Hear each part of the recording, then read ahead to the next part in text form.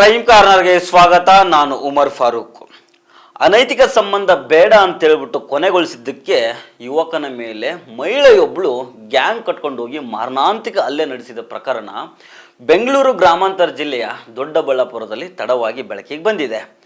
ಆ ಸಮಯದಲ್ಲಿ ಸಾರ್ವಜನಿಕರು ಮಧ್ಯಪ್ರವೇಶ ಮಾಡಿದ್ರಿಂದ ಆ ಯುವಕ ಪ್ರಾಣಾಪಾಯದಿಂದ ಪಾರಾಗಿದ್ದಾನೆ. ಈ ಪ್ರಕರಣಕ್ಕೆ ಸಂಬಂಧಪಟ್ಟಂತೆ ಪೊಲೀಸರು ಈಗಾಗಲೇ ಮಹಿಳೆಯನ್ನು ಸೇರಿ ಇಬ್ಬರನ್ನು ಅರೆಸ್ಟ್ ಮಾಡಿ ತನಿಖೆ ಮಾಡ್ತಾ ಇದ್ದಾರೆ. ಈ ಸ್ಟೋರಿ ಬಗ್ಗೆ ಡೀಟೇಲ್ ಆಗಿ ನೋಡೋಣ. ಆದರೆ ಅದಕ್ಕೂ ಮೊದಲು ನೀವಿನ್ನೂ ನಮ್ಮ ಚಾನಲ್ಗೆ ಸಬ್ಸ್ಕ್ರೈಬ್ ಮಾಡಿಲ್ಲ ಅಂದರೆ ದಯವಿಟ್ಟು ಸಬ್ಸ್ಕ್ರೈಬ್ ಮಾಡಿಕೊಳ್ಳಿ. ಹಾಗೆ ಈ ವಿಡಿಯೋವನ್ನು ಕಡೆ ತನಕ ಮಿಸ್ ಮಾಡದೆ ನೋಡಿ.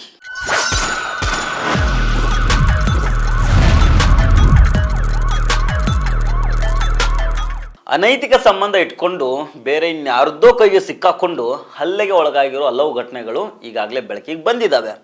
ಆದರೆ ಇಲ್ಲಿ ನಡೆದಿರುವಂಥ ಘಟನೆ ಸ್ವಲ್ಪ ವಿಭಿನ್ನ ಆಗಿದೆ. ಅನೈತಿಕ ಸಂಬಂಧವನ್ನು ಮುಂದುವರಿಸೋದಕ್ಕೆ ನಿರಾಕರಿಸಿದ್ರಿಂದ ಒಬ್ಬ ಮಹಿಳೆಯೇ ತಾನು ಗ್ಯಾಂಗ್ ಕಟ್ಕೊಂಡು ಹೋಗಿ ಒಬ್ಬ ಯುವಕನ ಮೇಲೆ ಹಲ್ಲೆ ನಡೆಸಿದ್ದಾಳೆ. ಈ ಘಟನೆ ಬೆಂಗಳೂರು ಗ್ರಾಮಾಂತರ ಜಿಲ್ಲೆಯ ದೊಡ್ಡಬಳ್ಳಾಪುರ ತಾಲೂಕಿನ ಪುಟ್ಟಯ್ಯನ ಅಗ್ರಹಾರದಲ್ಲಿ ನಡೆದಿದೆ. ಈಗ ತಡವಾಗಿ ಬೆಳಕಿಗೆ ಬಂದಿದೆ. ಕಾರ್ತಿಕ್ ಅನ್ನೋ ಯುವಕ ದೀಪಾ ಅನ್ನೋ ಮಹಿಳೆಯ ಜೊತೆಗೆ ಅನೈತಿಕ ಸಂಬಂಧ ಇಟ್ಕೊಂಡಿರ್ತಾನೆ. ಮನೆಯವರ ಬುದ್ಧಿವಾದದ ಬಳಿಕ ಆಕೆಯ ಸಹವಾಸವನ್ನು ಸಂಪೂರ್ಣವಾಗಿ ಬಿಡೋದಕ್ಕೆ ಕಾರ್ತಿಕ್ ನಿರ್ಧಾರ ಮಾಡಿರ್ತಾನೆ. ಆದರೆ ಇದನ್ನ ದೀಪಾ ಅನ್ನೋ ಮಹಿಳೆಗೆ ಸಹಿಸೋದಿಕ್ಕಾಗೋದಿಲ್ಲ. ಹೀಗಾಗಿ ಕಾರ್ತಿಕ್ ಮೇಲೆ ದಾಳಿ ಮಾಡೋದಕ್ಕೆ ಸಂಚು ರೂಪಿಸ್ತಾಳೆ. ಡಿಸೆಂಬರ್ 13ನೇ ತಾರೀಕು ಸಾಯಂಕಾಲ ಕಾರ್ತಿಕ್ ಒಂದು ಅಂಗಡಿಯಲ್ಲಿ ಇದ್ದಾಗ ಕಾರ್ನಲ್ಲಿ ಗ್ಯಾಂಗ್ ಕಟ್ಕೊಂಡು ಬಂದ ದೀಪಾ ಆತನ ಮೇಲೆ ಮಾರಣಾಂತಿಕ ಹಲ್ಲೆ ಮಾಡಿಸಿದ್ದಾಳೆ. ಘಟನೆ ವೇಳೆ ದೀಪಾ ಕಾರ್ನಲ್ಲೇ ಕುಳಿತುಕೊಂಡಿದ್ರೆ ಆಕೆ ಜೊತೆಗೆ ಬಂದಿದ್ದ ಆರೋಪಿಗಳು ಲಾಂಗು ಹಾಗೂ ಮಚ್ಚುಗಳನ್ನು ಹಿಡ್ಕೊಂಡು ಕಾರ್ತಿಕ್ ಮೇಲೆ ಎರ್ರ ಬಿರ್ರಿ ದಾಳಿ ನಡೆಸಿದ್ದಾರೆ. ಯುವಕನ ಅದೃಷ್ಟ ಏನೋ ಗೊತ್ತಿಲ್ಲ, ದಾಳಿಯ ಸಂದರ್ಭದಲ್ಲಿ ಅಲ್ಲಿದ್ದ ಲೋಕಲ್ ಲೈಟ್ಸು ಮಧ್ಯೆ ಬಂದು ಗ್ಯಾಂಗ್ ವಿರುದ್ಧ ತಿರುಗಿ ಬೀಳ್ತಾರೆ.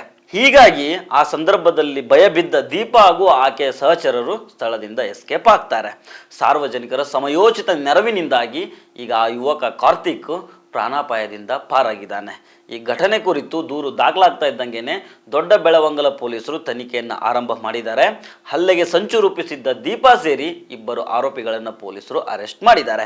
ಅಂತಂದರೆ ಒಬ್ಬ ಮಹಿಳೆ ಮತ್ತು ಅವ್ರ ಜೊತೆಗೆ ಒಂದು 3-4 ಜನ ಜೊತೆಗೆ ಕರ್ಕೊಂಡ್ಬಂದ್ಬಿಟ್ಟು ಅಲ್ಲಿರುವಂಥ ಒಬ್ಬ ವ್ಯಕ್ತಿ ಈಗ ಅವರು ಇಂಜರ್ಡ್ ಇದ್ದಾರೆ, ಹಾಸ್ಪಿಟಲ್ ಟ್ರೀಟ್ಮೆಂಟ್ ನಡೀತಾ ಇದೆ. ಅವ್ರ ಮೇಲೆ ಬಂದುಬಿಟ್ಟು ಅವ್ರ ಮನೆ ಹತ್ರ ಒಂದು ಅಂಗಡಿ ಇದೆ, ಅವ್ರ ಅಂಗಡಿ ಹತ್ರ ಬಂದುಬಿಟ್ಟು ಅವ್ರಿಗೆ ಹೊಡೆದಿರುವಂಥ ಒಂದು ಈ ಕೇಸು, ಅದರಲ್ಲಿ ನಾವು ಅವ್ರಿಗೆ ಕೇಸನ್ನು ರಿಜಿಸ್ಟರ್ ಮಾಡ್ತೀವಿ. ಅವರು ಕೂಡ ಒಂದು ಗ್ರೂಸಮ್ ಆಗಿ ಹೊಡೆದ್ಬಿಟ್ಟು ಮ್ಯಾಶೆಟ್ಟೆಲ್ಲ ಯೂಸ್ ಮಾಡಿ ಹೊಡೆದಿರ್ತಾರೆ. ಹೊಡೆದ ನಂತರ ಇಮಿಡಿಯೇಟಾಗಿ ತಂಡವನ್ನು ನಾವು ರಚನೆ ಮಾಡಿ ದೊಡ್ಡ ಬೆಳವಣಿಗೆ ಇನ್ಸ್ಪೆಕ್ಟರ್ ಮತ್ತು ಅವರೆಲ್ಲರೂ ಕೂಡ್ಕೊಂಡು ಒಂದು ಇದನ್ನು ಸೆಕ್ಯೂರ್ ಮಾಡಿದ್ದಾಗಿದೆ.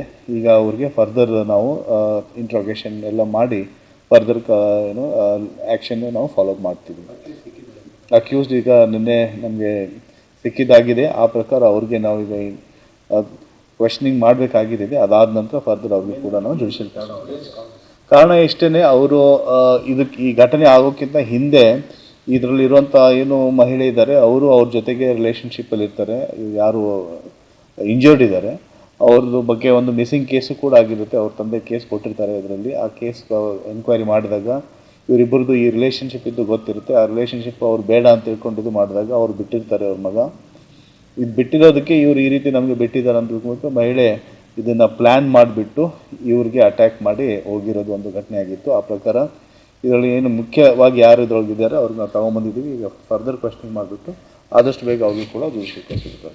ಈ ಪ್ರಕರಣದಲ್ಲಿ ಇನ್ನಷ್ಟು ಆರೋಪಿಗಳ ಪಾತ್ರ ಇದೆಯೇನೋ ಅನ್ನೋದರ ಕುರಿತು ಪೊಲೀಸರು ಈಗ ತನಿಖೆಯನ್ನು ಮುಂದುವರಿಸಿದ್ದಾರೆ. ಈ ಪ್ರಕರಣದ ಬಗ್ಗೆ ನಿಮ್ಮ ಅಭಿಪ್ರಾಯ ಏನು ಅನ್ನೋದನ್ನು ಕಮೆಂಟ್ ಮಾಡಿ ತಿಳಿಸಿ. ನಮಸ್ಕಾರ.